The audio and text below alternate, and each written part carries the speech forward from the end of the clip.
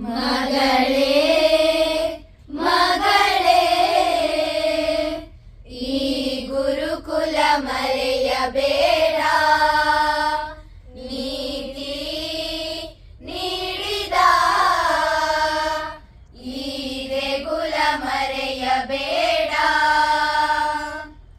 ಮಮತೆಯ ಮಡಿಲಲ್ಲಿ ಬೆಳೆದು ಪ್ರೀತಿಯ ಪೋಷಣೆ ಪಡೆದು ಸುಸಂಸ್ಕೃತ ಶಿಕ್ಷಣ ಹೊಂದಿ ಮೆಚ್ಚುವ ಗುಣಮನದಿಂದ ಆದೆ ನೀ ಎಲ್ಲರ ಮನಸ್ಸಿನ ಕಣ್ಮಣಿ, ಸ್ವಸ್ಥ ಸಮಾಜದ ರಚನೆಗೆ ಕುಶಲಿನಿ, ಈ ದೇಶದ ಜನತೆಗೆ ಪಥದರ್ಶಿನಿ, ನಮ ಭಾರತ ಮಾತೆಗೆ ಚಿನ್ಮಣಿ.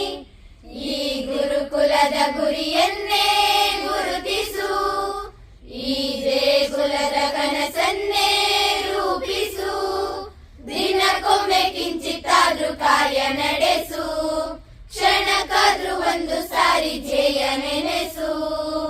ಮಗಳೇ ಮಗಳೇ ನಿನ್ನ ಕರ್ತವ್ಯ ಮರೆಯಬೇಡ.